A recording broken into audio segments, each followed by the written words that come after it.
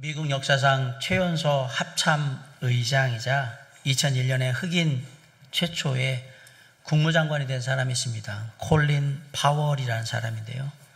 1937년생인데 미국 뉴욕 빈민가에 태어나서 살았어요.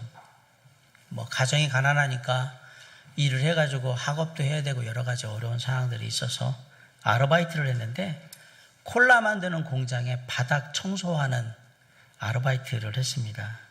쉽게 말하면 이제 바닥에 콜라가 흘려지면 이렇게 담다가 지금같이 공장 시스템이 잘 되어 있는 게 아니니까 그러면 이제 그 흘러있는 콜라 음료를 막 닦는 거였던 거예요. 근데 한 번은 작업을 하다가 잘못돼가지고 어느 작업자가 콜라 50병이 들어있는 박스를 바닥에다 이렇게 확 떨어뜨려가지고 깨지니까 콜라병 깨진 유리 파편, 콜라 난리가 난 거예요. 아수라장이 되는데 사람들이 하나도 치울 생각이 없는 겁니다. 근데 알바가 있으니까 아르바이트 하는 사람들이 있으니까 치우겠지 생각하고 정직원들은 손도 안 대고 있는 거고 아르바이트들은 나는 콜라 음료만 닦으라고 알바를 하는 거지 유리 조각 주우라고 하는 게 아니라고 생각하니까 아무도 안 하는 거예요. 근데 그때 한 아이가 나와가지고 그 모든 유리 조각을 다 줍고 청소를 하기 시작하는데 그 사람이 누구냐? 바로 콜린 파월이었습니다. 이 공장이 잠깐 어려울 때가 있었는데요. 그래가지고 아르바이트를 다 해고시켜서 내보냈어요. 근데 딱 한 사람만 아르바이트를 안 잘랐어요. 콜린 파월만 계속해서 아르바이트를 할 수 있도록 회사에서 그렇게 해줬다라고요. 미국의 심리학자인 칙센트 미하이라는 사람이 우리가 일을 할 때 기쁘고 즐겁게 할 수 있는 방법 3가지를 얘기를 해줬는데 첫째는 무슨 일이 일어나고 있는지 그 원인이 무엇인지 늘 잘 이해하려고 하고 관심을 갖고 지켜봐라. 두 번째는 지금 하고 있는 방식이 유일한 방식이라고 생각하지 말아라. 또 다른 방법이 있을 거다라는 얘기예요. 문제를 해결하는. 세 번째는 더 좋은 방법이 나타날 때까지 계속해서 대안을 찾고 그리고 실험을 계속해라. 그러면 기쁘게 일할 수 있다. 일하는 현장이 내가 뭔가 창의적으로 뭔가를 할 수 있는 현장이 되기 때문에 기쁘게 일할 수 있다라고 얘기를 하는 겁니다. 같은 일을 하더라도 기분 좋게 일을 하고 기쁨으로 일하고 활기차게 일할 수 있다면 얼마나 좋을까요? 기쁨으로 감사함으로 즐겁게 일하면 그 일의 결과가 보람이 열매가 아마 내 것이 될 수 있을 거라고 생각을 합니다. 오늘 본문은 본격적으로 이스라엘 백성들이 이제 성전 재건을 하는 이야기가 나오는데 이들이 성전 재건을 하면서 얼마나 감격스러워하는지가 오늘 본문에 나와 있습니다. 이방 나라 바벨론 땅에 잡혀가가지고 살던 이스라엘 백성들이 이제는 사실은 바벨론 땅에 계속 거하게 되면 이스라엘이라는 민족 자체가 없어질 그런 위기에 처했었잖아요. 나라도 흔적 없이 사라지고 그리고 살던 땅도 다 빼앗기고 그리고 그들의 영적인 자존심이요 자랑이었던 예루살렘 성전은 이방 왕인 느부갓네살 왕에 의해서 다 무너져 내려버리고 예루살렘 성전이 무너졌다는 것은 이스라엘 사람들에게는 이젠 다 끝났구나. 게임 오버. 영화의 맨 밑에 자막이 나오잖아요. 맨 끝에 The End. 끝이에요. 끝. 그걸로 다 끝난 거예요. 성전이 무너졌기 때문에. 마지막 남은 희망마저도 다 무너져 버린 거예요. 그런 절망감에서 어떤 마음을 갖느냐? 여호와 하나님이 이제 이스라엘 백성들을 버리시는구나 라고 생각하는 거예요. 그 절망적인 마음을 가지고 어디로 가느냐? 바벨론으로 이방 땅으로 포로로 끌려가기 시작했어요. 그리고 70년이라는 시간을 바벨론에서 포로 생활을 하는 겁니다. 그런데 놀랍게도 시간이 지나 보니까 족보도 모르고 심지어 제사장들조차도 자신의 이름이 뭔지 어느 가문에 속했는지 뿌리도 못 찾고 그래서 제사장 직무를 하지 못하는 그러한 총체적인 난국이 벌어지기 시작했던 거예요. 그만큼 이스라엘 백성들에게는 바벨론의 포로로 끌려가서 생활하던 70년이라는 그 시간은 잊혀진 시간인 거예요. 그런데 그들에게 하나님께서 놀라운 은혜를 베푸시고 선한 손길을 베푸셔서 다시 이들이 이스라엘 땅으로 돌아올 수 있는 기적적인 기회를 얻게 된 겁니다. 천신만고 끝에 예루살렘으로 돌아왔습니다. 새롭게 삶의 터전을 일궈야 됩니다. 그러니까 집도 짓고 밭도 일구고 일단 먹고 살 수 있는 준비들을 막 합니다. 그렇게 3개월이라는 시간이 흘렀습니다. 그리고 나서 각자의 성읍에서 이제 이스라엘 백성들, 다시 돌아온 백성들이 다 예루살렘으로 모이기 시작합니다. 그리고 이제 단을 쌓고 여호와께 번제를 드리고 모세의 율법대로 초막절 절기를 지키고 시작하게 되는 거예요. 그러면서 함께 모여서 예배를 드리면서 이제 우리가 앞으로 하나님 안에서 우리에게 맡겨진 일들 어떻게 감당해야 할까를 생각하면서 마음을 모는 거예요. 이제 시작이지만 예배의 간격이 회복되고 있고 하나님께서 원하시는 하나님의 때에 하나님의 시대를, 하나님의 나라를 다시 이룰 수 있다라는 그런 마음으로 힘겹고 어렵고 정말 앞으로 얼마 걸릴지 모르겠지만 그 일을 지금 시작하고 있는 거예요. 이스라엘 백성들은 이 녹록하지 않은 상황 속에서 어떤 모습으로 이 모든 상황을 극복하고 마침내 하나님의 일을 이룰 수 있었을까? 그들에겐 3가지 비결이 있었습니다. 첫째, 그들은 찬송하면서 하나님의 일을 이루어 갔습니다. 오늘 본문을 보면 예루살렘 성전의 기초가 놓여지는 순간 이스라엘 백성들이 가장 먼저 한 일이 뭐냐? 찬송하는 일이었습니다. 더 정확히 얘기하면 찬송을 하면서 사역을 감당했다라고 말하는 게 맞습니다. 우리 10절 다시 한번 읽어볼까요? 자, 시작. 건축자가 여호와의 성전의 기초를 놓을 때에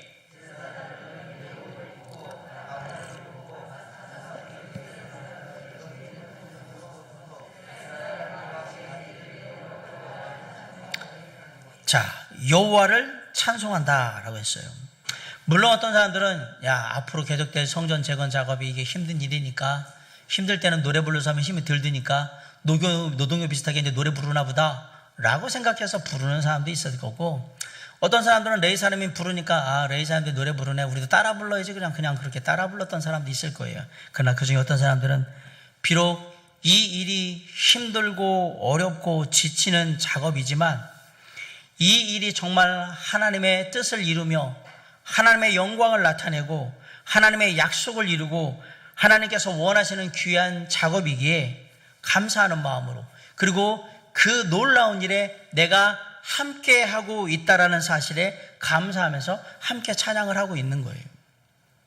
그런데 이 찬양은 다윗 왕이 가르쳐준 규례대로 하는 것이라고 했습니다. 다윗 왕은 왜 찬양하게 했을까?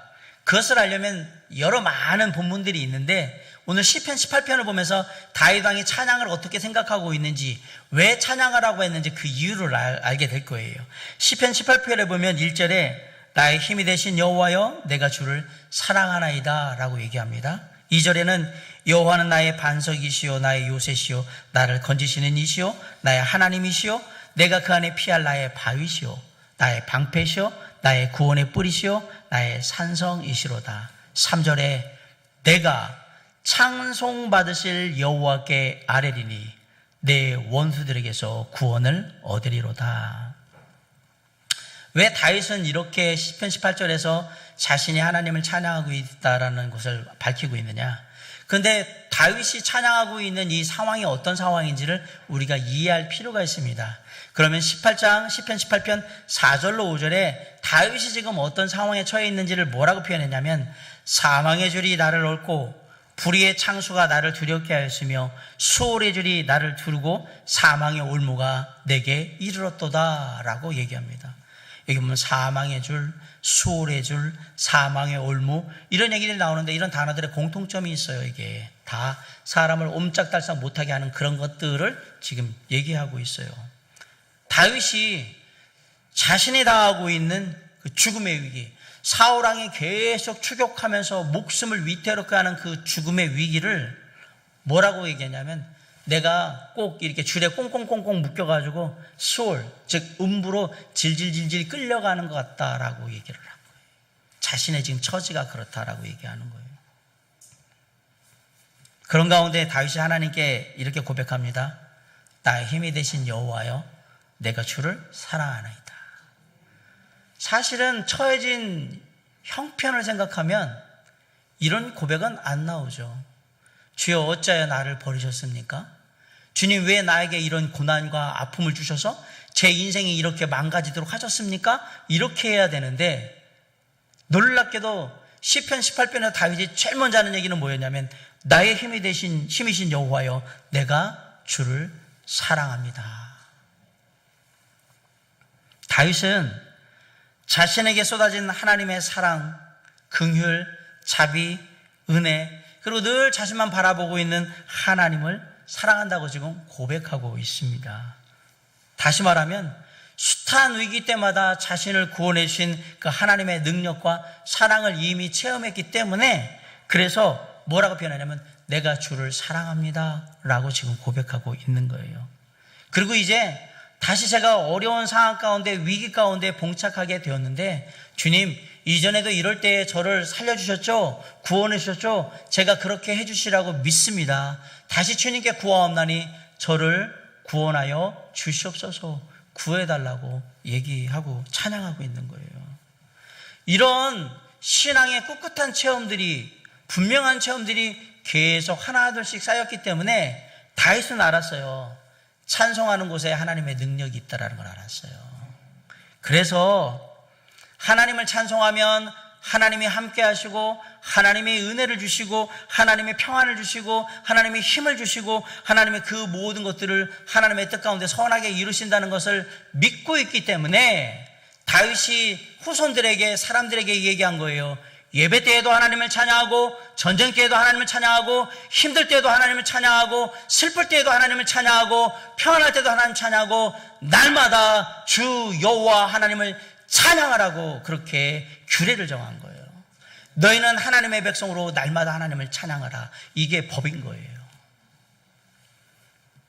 사랑하는 성도 여러분, 우리가 무언가를 할 때 찬송을 한다라는 게 무슨 의미일까요? 우리가 찬송을 한다는 얘기는 지금 내가 하고 있는 이게 사람의 일이 아니라 하나님의 일이라는 얘기를 하고 있는 겁니다. 내가 찬양하며 뭘 하면 이건 하나님의 일인 거예요. 왜? 내가 하나님의 은혜 가운데, 하나님의 영광 가운데 일을 하고 있는 거거든요. 그러니까 이게 내가 하고 있는 일이 하나님의 일이 되니까 하나님의 은혜와 도우심이 필요한 거예요. 근데 놀랍게도 내가 찬양하면 주님 도와주십시오, 하나님의 은혜를 베풀어 주셔서 잘 감당하게 해주세요, 그러면 주님은 그곳에 은혜와 도우심을 베풀어 주시는 거예요. 그러면 그때 우리는 아는 거예요. 아, 찬송 가운데 임하시는 하나님, 하나님이 나와 함께 하시는구나. 그러면 다시 또 감사하며 찬양하는 거예요. 그래서 우리의 삶은 날마다 찬양하는 삶이 되어야 하는 겁니다. 나의 삶에 찬송이 사라지고 있다? 그 얘기는 내 마음에 하나님을 향한 마음이 사라지고 있다는 얘기입니다. 잘 생각해 보십시오. 코로나19 당하시니까 찬양이 사라지시죠? 놀랍게도 찬양이 사라지면 내 안에 하나님에 대한 생각이 싹 사라집니다. 놀라운 일입니다. 그런데 우리가 코로나19로 힘드는가도 내 주 하나님 넓고 그 은혜라고 얘기하며 하나님께 감사하는 찬양을 하면 놀랍게도 우리 안에 하나님의 은혜와 사랑이 다시 한번 이렇게 새겨져요. 우리 그리스도의 삶은 항상 하나님을 찬송하는 그런 삶이 되어야 하는 거예요. 여러분, 아이러니하게도 이 현장에 크게 사람들이 찬송하는 소리가 있는 가운데에 대성통곡하는 소리도 함께 있었습니다. 우리 12절 한번 읽어볼까요? 자, 시작. 제사장들과 레위 사람들과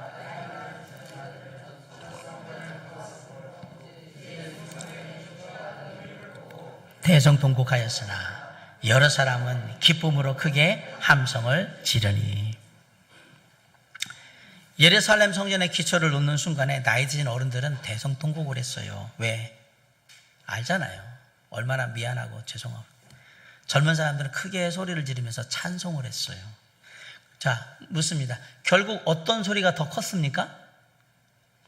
13절을 보세요. 백성이 크게 외치는 소리가 멀리 들리므로 즐거이 부르는 소리와 통곡하는 소리를 백성들이 분간하지 못하였더라.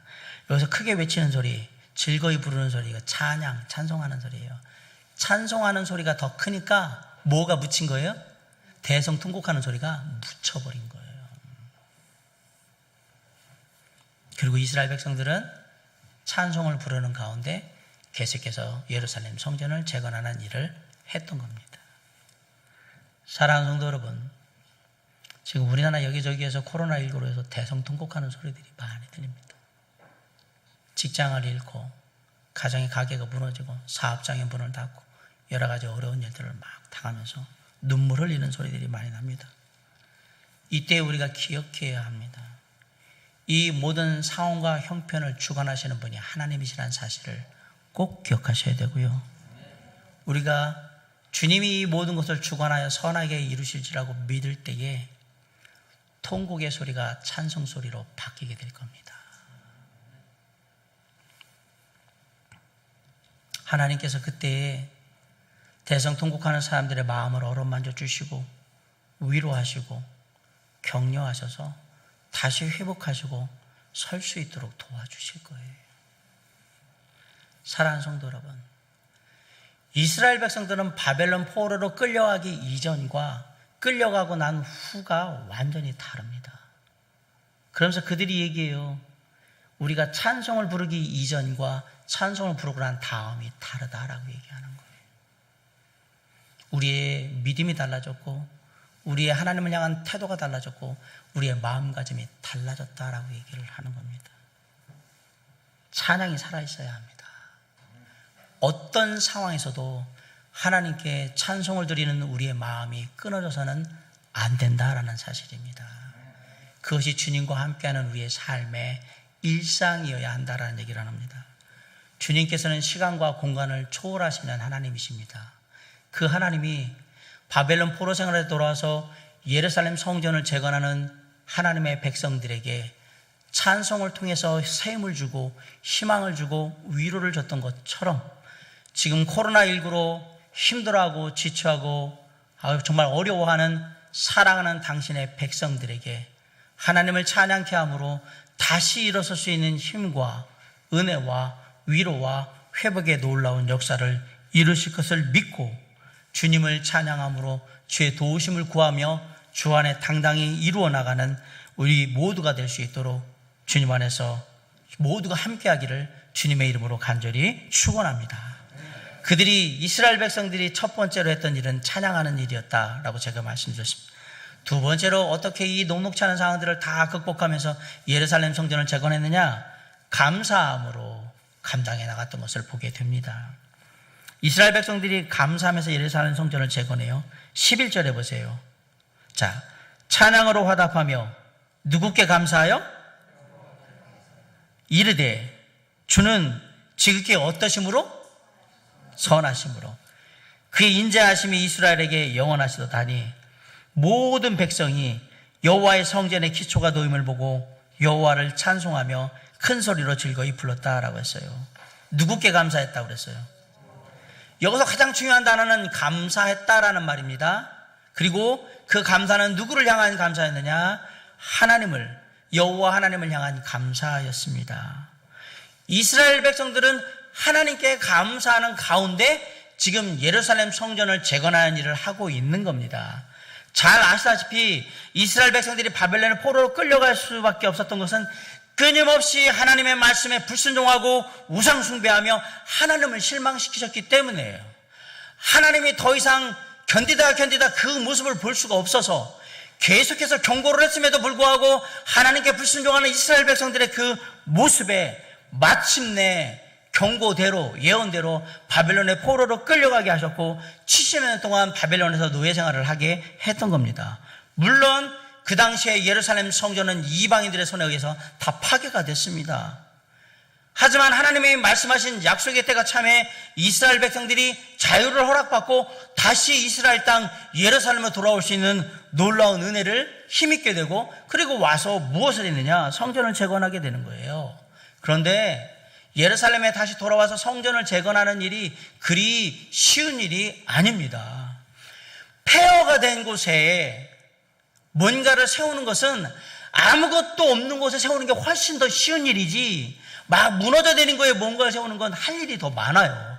하다못해 벽돌이라도 일단 다 치워야 되고 옆에 있는 거 돌멩이 이거 다 치우고 무엇을 남길 거며 어디를 다시 세워야 되는지 다 생각하고 다시 해야 돼요. 이게 완전히 무너진 게 아니기 때문에 자재도 뭘 써야 되는지도 생각해야 되고 할 일이 많아져요. 정말 짜증스럽고 귀찮고 하기 싫은 일일 수 있어요. 먹고 살면서 이것도 해야 되거든요. 아시지만 예루살렘이 지금 먹고 살 준비가 된 데가 아닙니다. 먹고 살기 위해서 3개월 동안 그거 했는데 다시 와서 이걸 해야 돼요. 그러면 이 일 하면서 이 일 같이 해야 하는 거예요. 쉽지 않은 일이란 말이에요. 젊은 사람들은 생각합니다. 아이고, 괜히 나이 드신 부모님이 평생의 소원이라고 내가 죽기 전에 예루살렘 가가지고 예배드리며 성전 재건하는 거 보고 싶다고 그래가지고 그래도 부모님께 효도하는 마음으로 따라가야지. 그래, 나도 이스라엘 백성이니까 한번 가서 좀 수고해야지. 마음은 그래가지고 왔는데 먼 곳까지 따라와서 그 일을 하려고 하니까 딱 생각이 드는 거예요. 내가 이 먼 곳까지 와서 사서 고생을 하는구나. 얼마든지 후회할 만한 그런 일들이라는 사실입니다.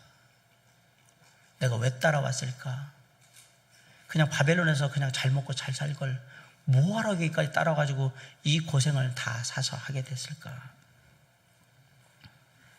그런데 이들은 예루살렘 성전을 재건하는 일을 할 때 이 일을 주신, 이 일을 허락하신 하나님을 향해서 뭐라고 얘기하냐면 지극히 선하고 인자하신 하나님이라고 고백하고 있습니다.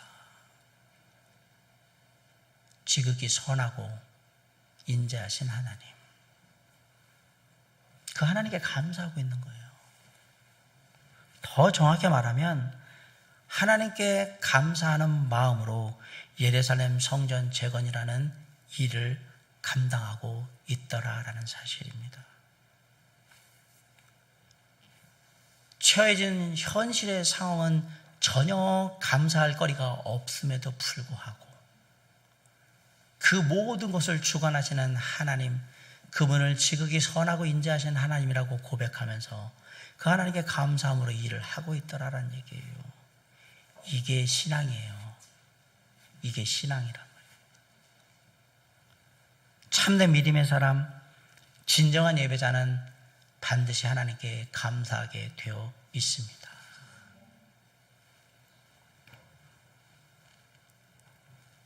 우리가 시각에, 눈에 문제가 생기면 보는 것이 어렵죠. 귀에 문제가 생기면 듣는 게 어렵습니다. 믿음에 문제가 생기면 감사의 능력이 떨어집니다. 나의 입술에서 하나님을 향한 감사의 제목들이 줄어든다는 얘기는 내가 하나님을 향한 믿음이 약해지고 있다 이 얘기를 하는. 감사의 능력이 떨어지는 사람, 믿음이 약해지는 사람은 아침에 해가 뜨면 오늘도 힘든 일 해야 되겠구나 라고 짜증을 냅니다. 출근길에 길가에 작은 들꽃이 펴서 활짝 펴서 막 한들한들 거리고 있으면 보고 싶은데 그런 걸 볼 만한 여유도 없이 터덜터덜 길을 가게 될 거고요. 직장에 가서 누군가가 이렇게 나한테 씩 웃으면 쟤는 또 왜 아침부터 나를 비웃고 저러나 라고 생각하면서 괜히 불쾌하고 기분 나빠하면서 막 올라올 거예요. 감사의 능력이 떨어진 사람, 믿음이 약해진 사람들이 보이는 반응이에요. 그런데 믿음의 능력이 강하고 감사의 능력이 늘 하나님 안에서 지켜지는 사람은 아침에 해가 뜨면 이렇게 얘기합니다. 주님 감사합니다. 오늘도 건강한 모습으로 하루를 시작할 수 있도록 이렇게 하루를 허락해 주신 거 너무 감사합니다 라고 얘기를 할 거고요. 직장 안에 나아가다가 옆에 길가에 작은 들꽃이 펴서 아름답게 펴서 한들간들거리면 주님 이 아침에 또 이 작은 것을 통해서 저에게 생명의 아름다움을 보게 하시고 또 그것을 누리게 해주니 감사합니다 그러면서 또 가고요. 누군가 만나는 사람이 나한테 씩 웃으면 주님 감사합니다. 제가 잘해준 것도 없는데 저한테 저렇게 웃는 모습으로 저한테 행복한 기운을 주고 또 행복하게 만들어주시니 오늘 하루 저도 다른 사람들에게 그런 마음으로 정말 웃으면서 감사하는 마음으로 그렇게 함께 할 수 있게 해주세요. 이렇게 한단 말입니다. 오늘 아침에 어떤 마음으로 나오셨습니까? 아니 무슨 지난주에 어떻게 지내셨습니까? 감사하고 지내셨습니까? 사랑하는 성도 여러분, 어떤 분이 인터넷에 이런 글을 썼어요. 외국에서 이렇게 재외 동포들이 코로나19가 심해질 때 지금도 뭐 들어오고 있지만 계속해서 꽉 들어오니까 그걸 보다가 한 분이 이런 댓글을 썼어요. 신문 기사에. 코로나19 때문에 뭐 생명 지키기 위해서 돌았다고 막 욕하는 사람들도 있었지만 한 분이 얘기하기를 생명을 지키기 위해서 그 비싼 비행기값 다 지불하고 그동안 일궈놓은 삶의 터전 다 포기하고 우리나라 돌아오는 많은 재외 동포들, 그들이 마침내 인천공항에 도착해서 다 같이 만세를 부르면서 기쁨과 감사하며 눈물을 흘렸다는 기사를 보면서 깨달았습니다. 언제든지 무료로 검사를 받을 수 있고 언제든지 치료가 가능한 이곳에 살고 있는 그 사실을 나는 감사하지도 못하고 고작 마스크 사기 힘들다고 먹고 살기 힘들어졌다고 불평불만하고 있었던 나를 발견하게 됐습니다. 이게 써놨더라고요. 저도 미국에 아는 분들이 많아서 목사님들도 있지만 친구도 지금 미국에 있잖아요. 뉴욕 가까운 데 살고 있는데 말도 아니랍니다. 그리고 미국은 장신아 여긴 보험 안 돼 있으면 죽어. 민간 의료보험이 안 돼 있으면 안 고쳐줍니다. 코로나19가 아니라 코로나19 할아버지가 걸려도 그냥 바깥에서 죽어야 됩니다. 그래서 노숙자들 시체가 나오기 시작한 거예요. 우리나라에서 그런 일은 없습니다. 우리나라에서 그런 일은 없습니다. 저는 누구든지 아무런 차별 없이 치료받을 수 있는 이 나라에 감사했습니다.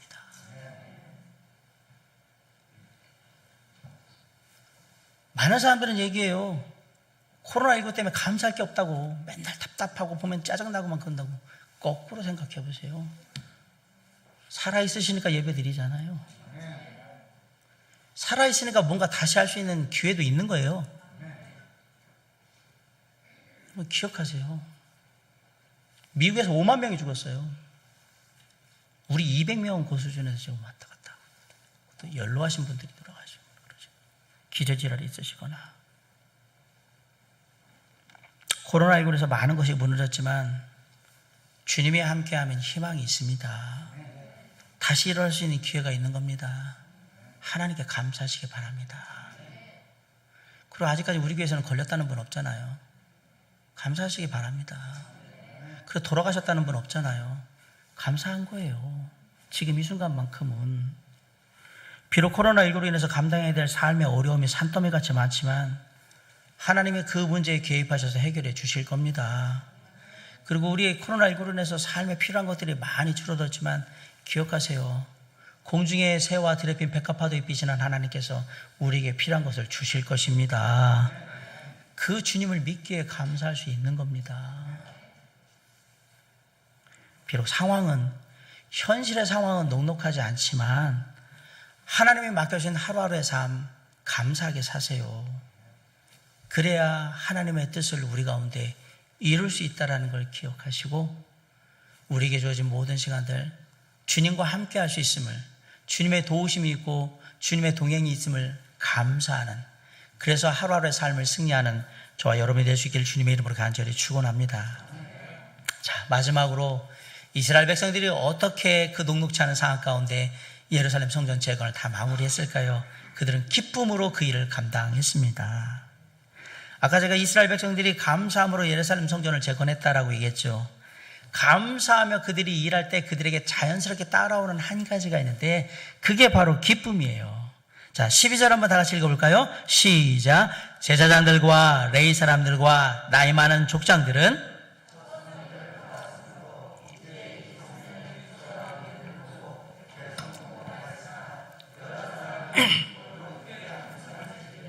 네, 여기 보면 여러 사람은 기쁨으로 크게 함성을 질렀다라고 했어요. 앞에 나이 드신 어른들이 대성통곡한 거예요.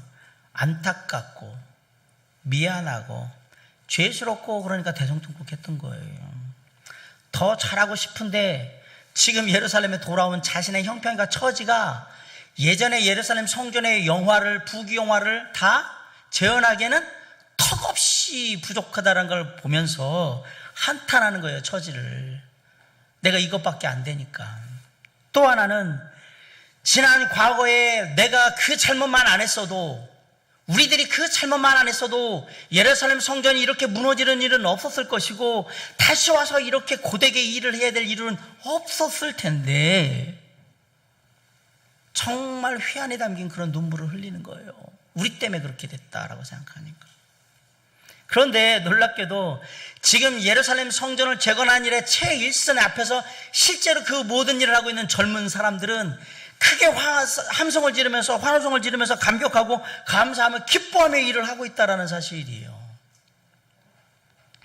여기서 말하는 기쁨이 뭘까?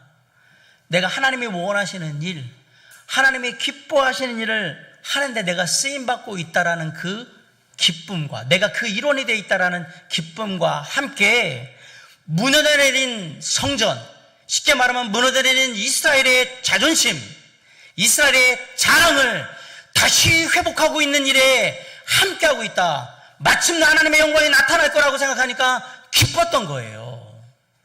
이 일이 이루어지니까 정말 마음껏 눈물 흘리면서 기뻐하고 있는 거예요.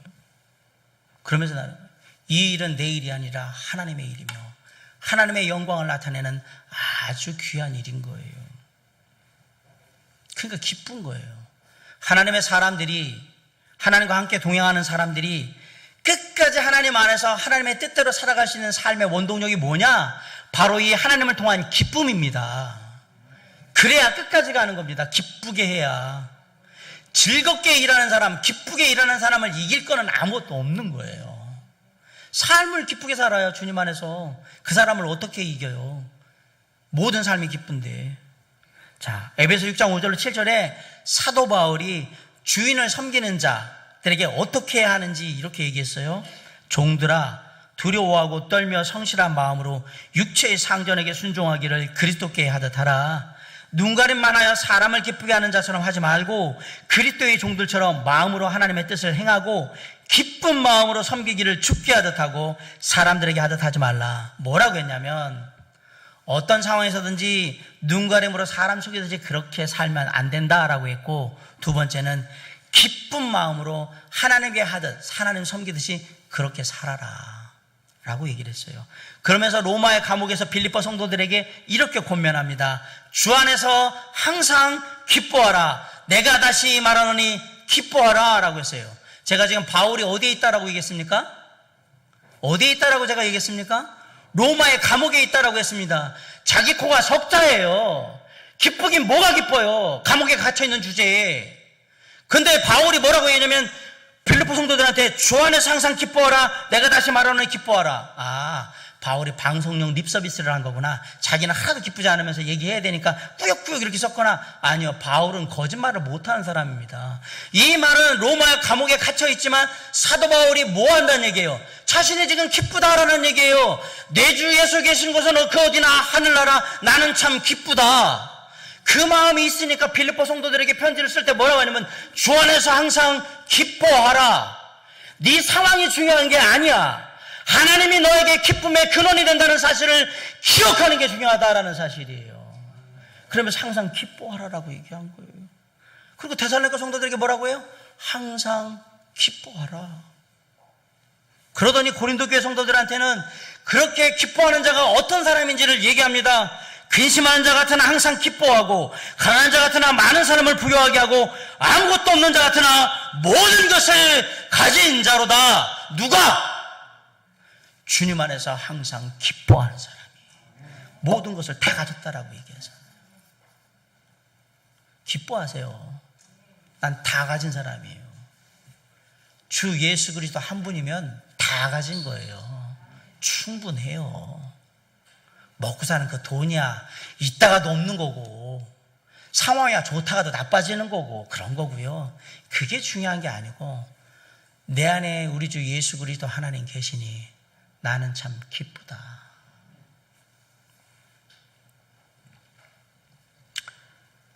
사랑하는 성도 여러분, 어떻게 하면 우리가 늘 기뻐하며 우리의 삶의 길을 걸어 나갈 수 있을까요? 옛날에 배를 항해하던 선장들이 표류하지 않거나 난파당하지 않기 위해서 늘 신경 써서 늘 봤던 게 하나가 있어요. 뭐냐면 바로 북극성의 위치예요. 지금같이 배에 내비게이션 같은 GPS 시스템이 되어 있는 게 아닐 때는 별자리를 보는데 북극성을 바라보는 거예요. 그럼 방향이 저쪽이 북쪽인 거거든요. 우리 배가 지금 어디에 위치해 있는지, 어떤 방향으로 나가야 되는지, 얼마의 시간이 더 걸릴지, 저 북극성이 가깝고 멀고 어느 위치에 있는지를 보면서 다 판단을 했던 거예요. 자, 마찬가지로 우리의 삶 또한 하나님 한 분만 바라보면서 우리의 삶의 위치와 방향을 조정하셔야 합니다. 그런데 놀랍게도 우리에게 우리의 삶의 위치와 방향을 조정할 수 있도록 도와주시는 누가? 하나님이 계시잖아요. 기뻐하시기 바랍니다. 주변의 사람들이 나에게 호의를 베푸고 칭찬하고 미소를 짓는 거에 집중하지 마세요. 오히려 나를 향해 늘 미소 짓고 계시고 늘 바라보고 계시며 늘 나와 함께 동행하시는 하나님께 감사하며 그 하나님과 기쁨으로 나아가시기 바랍니다. 그게 바로 코람데오, 하나님 앞에 우리의 삶이고요. 하나님 한 분만을 기쁘시게 하는 삶인 겁니다. 내 인생을 바라보는 최고의 관객이 누군지 아십니까? 제 아내? 우리 아이들? 아니요. 하나님이십니다. 내 인생을 끝까지 늘 사랑으로 관심 있게 지켜보시는 마지막 유일한 관객이 누군지 아십니까? 하나님 한 분밖에 없습니다. 기억하셔야 합니다. 그래서 우리는 기쁜 거예요. 나를 늘 지킴도 지켜봐 주시고 내가 죽을 때까지, 주님의 나라 갈 때까지 나를 늘 바라봐 주실 유일한 분, 한 번도 흐트러지지 않고 늘 나에게 졸지 않는 눈동자를 나를 그렇게 사랑의 눈으로 끝까지 바라보실 딱 한 분, 누구? 우리 주 예수 그리스도 하나님. 그래서 우리는 기쁜 거예요. 사랑하는 성도 여러분, 나를 향한 주님의 눈길이 느껴지십니까? 나를 향해서 미소 짓고 있는 주님의 미소가 보이십니까? 그럼 뭐가 두려워요? 코로나19 뭐가 짜증이 나요? 무엇이 걱정이 되겠습니까? 그냥 기쁜 마음 가운데 사세요. 머리부터 발끝까지 주님이 늘 나와 함께 하시니 기뻐하며 할렐루야. 아멘? 오늘 하루를 살아가고 내일도 살아가고 살아가시잖아요. 여러분이 기쁘게 살든 짜증스럽게 살든 하루는 지나가요. 지나간다고요. 이왕이면 기쁘게 사세요. 코로나19가 있다라고 해서 우리가 짜증내면 막 그럴 이유가 뭐가 있어요? 그런다고 일이 해결이 됩니까? 너희가 염려함으로 네 키를 한 자나 더 늘릴 수 있냐라고 분명히 얘기했잖아요. 모든 염려를 누구에게 맡겨라? 주님께 맡기라고 했어요. 아이고 감사합니다. 내 이 모든 삶의 염려 다 맡길 수 있는 나는 든든한 지원군이 있으니 감사한 거고, 세상의 사람들은 그게 없으니까 이제 어떻게 사냐고 늘 대성통곡하고 있는 거였던 거예요. 코로나19 때문에 많은 사람들이 기뻐할 일이 없다라고, 좋은 일이 없다라고 막 얘기하는데 아니에요. 그래도 나는 하나님과 함께해서 기쁜 거예요. 감사한 거예요. 이렇게 주님과 함께해서 함께 모여서 예배드리니 얼마나 기쁩니까? 그동안 어떻게 지났는지 되게 궁금했는데 지금 오늘 읽으면서 얼굴 한 분 한 분 다 보면서 건강한 모습으로 이렇게 예배당에 앉아있는 게 뭐 얼마나 행복합니까? 기쁘죠? 사랑하는 성들도 직접 얼굴 보면서 잘 지냈냐고 말 한마디 던지고 싶었는데 직접 이렇게 얼굴 보면서 던질 수 있는 시간이 마침내 왔는데 얼마나 기쁩니까? 그리고 코로나 상황이 이제 진정되고 있잖아요. 그리고 난 살아있고, 놀라운 것은 살아있는 나에게 주님이 함께하고 계시고 우리에게 희망이 있어요. 우리에게 기회가 있어요. 걱정하지 마세요. 이보다 더한 것도 이겨나오셨잖아요. 걱정하지 마세요. 하나님이 늘 바라봐 주시고요, 도와주실 것을 믿으시며 기뻐하시기 바랍니다. 그러면 그 누구보다도 이 코로나19로 인한 사태를 잘 이겨나가실 거라고 저는 믿습니다. 그리고 마침내 사람들에게 얘기할 거예요. 주님과 함께함으로 내가 잘 극복하였다. 내게 주님이 있어서 너무너무 좋다, 기쁘다.